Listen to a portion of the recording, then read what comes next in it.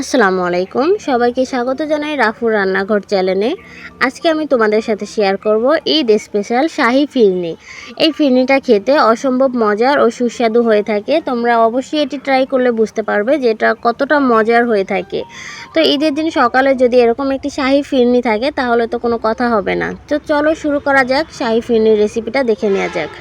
আমি এর জন্য একটি প্যানে পরিমাণ মতো তরল দুধ দিয়ে নেব। দুধটাকে আমি আগে থেকে 1 লিটার দুধকে জাল করে অনেকটা ঘন করে নিয়েছি। তো এবার আমি চুলাটা অন করে দুধটাকে একটু নেড়েচেড়ে ফুটিয়ে নিতে হবে।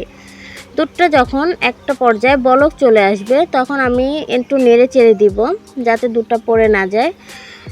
তো একটু দুধটাকে ভালো করে ফুটিয়ে নিতে হবে।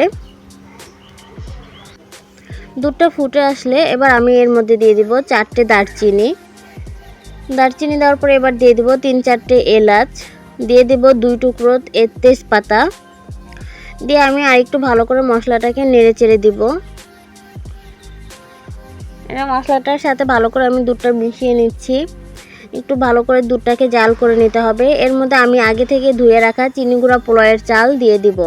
এখানে আমি 1 কাপের মতো চিনি গুঁড়া চাল নিয়েছি, তোমরা তোমাদের পরিমাণ মতো দিবে।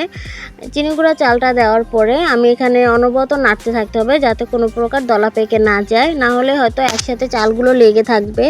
তো সেই জন্য একটু ভালো করে নেড়ে দিতে হবে। আমি এবার সিদ্ধ করার জন্য ঢাকা দিয়ে রাখবো 10 থেকে 15 মিনিটের জন্য। তো ফিরে আসবো আবারও 10 থেকে 15 মিনিট পর। এই যে হালকা চালটা যখন সিদ্ধ হয়ে আসবে এবং মশলাটা ভালো করে মিশে যাবে সব কিছুর সাথে, চাল এবং দুধের সাথে, তো এই পর্যায়ে আমি মশলাগুলোকে উঠিয়ে নিব। নয়তো খাওয়ার সময় যখন মুখে এলাচের দানা পড়বে বা দারচিনির টুকরো পড়বে তখন খেতে ভালো লাগবে না, মুখের স্বাদটাই নষ্ট হয়ে যাবে। তো সেই জন্য চেষ্টা করবে মশলাটা ভালো করে ফুটে উঠলে তারপরে এই পর্যায়ে এসে মশলাগুলোকে উঠিয়ে দেওয়ার জন্য। তো আমি আবারও একটু নেড়েচেড়ে ঢাকা দিয়ে রাখলাম চালটা ফুটে ওঠার জন্য। তো এই চালটা আমার অনেক অংশেই ফুটে গেছে, তোমরা দেখতে পাচ্ছ চালটা সিদ্ধ হয়ে এসেছে। চালটা যখন এরকম ফুটে উঠবে আমি তোমাদেরকে দেখাচ্ছি একটা টিপ দিয়ে, দেখছো চালটা ফুটে গিয়েছে। তো এবার আমি একটা ঘুটনির সাহায্যে চালটাকে ঘুটে নিব। ভালো করে তোমরা হ্যান্ড উইক্স দিয়েও ঘুটে নিতে পারো বা এরকম ঘুটনি দিয়ে একটু ভালো করে ম্যাশ করে নিলেই হয়ে যাবে। এটাকে বেশি ঘোটার প্রয়োজন নেই, দেখবে সেদ্ধ হওয়ার পর অল্প একটু ঘোটা দিলেই একদম সম্পূর্ণভাবে ঘোটা হয়ে যাবে। তা আমি একটু নেড়ে চেড়ে দিলাম। এই পর্যায়ে আমি দিয়ে দিব পরিমাণ মতো চিনি। আমি এখানে 1 কাপের থেকে একটু কম চিনি ব্যবহার করেছি। স্বাদটা তোমাদের প্রয়োজন অনুযায়ী দিবে। আমাদের পরিবারে যেহেতু সবাই চিনি কম খায় তো এখানে আমি একটু চিনিটা কম ব্যবহার করেছি। এবার স্বাদটার ব্যালেন্স ঠিক রাখার জন্য আমি দিয়ে দিলাম পরিমাণ মতো লবণ দেওয়ার পরে এবার আমি দিয়ে দিব এর মধ্যে কাঠবাদাম ও কাজু বাদাম কুচি। তোমরা যে কোনো বাদাম দিতে পারো, চীনা বাদাম বা যে কোনো বাদাম ইউজ করতে পারো। আমার হাতের কাছে কাঠবাদাম ও কাজু বাদাম ছিল তাই আমি এটাকে কুচি করে নিয়েছি।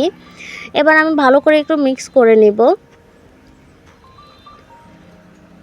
ভালো করে মিশিয়ে আরও কিছুক্ষণ রান্না করব, যেহেতু বাদামটা একটু নরম হয়ে আসা পর্যন্ত অপেক্ষা করতে হবে। তো আমি একটু নেড়ে চেড়ে ভালো করে রান্না করব। এরকম একটু ফুটে আসলে এই পর্যায়ে আমি দিয়ে দেব কিশমিশটা আমার মনে ছিল না তাই আমি একটু শেষ পর্যায়ে এসে দিয়েছি। তো দিয়ে আমি আরেকটু ভালো করে নেড়ে চেড়ে মিশিয়ে নিব। এই যে দেখতে পাচ্ছ কতটা পারফেক্ট স্মুথ দেখাচ্ছে। এই শাহী ফিরনিটা খেতে অসম্ভব মজার হয়ে থাকে, তোমরা অবশ্যই বাসায় একবার ট্রাই করে দেখবে, খেতেও ভালো লাগবে। তো এই পর্যায়ে আমি একটু এখন উঠিয়ে নিব। এই যে আমার ফিরনিটা হয়ে গিয়েছে। এবার আমি একটি বাটিতে সার্ভ করে তোমাদের দেখাচ্ছি। দেখতেই পাচ্ছ কতটা সুন্দর দেখাচ্ছে এই শাহী ফিরনিটা। তো এবার আমি ডেকোরেশনের জন্য উপর থেকে আরও কিছুটা বাদাম কুচি দিয়ে দিব। এটা অপশনাল, আমি এখানে সৌন্দর্যের জন্য দিয়েছি, তোমরা চাইলে দিতেও পারো নাও দিতে পারো। তো আমি একটুখানি বাদাম কুচি দিয়ে এবার তোমাদের দেখাচ্ছি যে কতটা সুন্দর দেখাচ্ছে। এবার আমি তোমাদেরকে একটা চামচের সাহায্যে উঠিয়ে দেখাবো যে দেখো পারফেক্ট ঘনত্বটা এরকম রাখতে হবে যাতে খুব বেশি একটা ঘন না হয়ে যায় এবং পাতলাও না হয়ে যায়। তো রেসিপিটি ভালো লাগলে অবশ্যই লাইক, কমেন্ট ও শেয়ার করে পাশে থাকবে। চ্যানেলটিকে সাবস্ক্রাইব করতে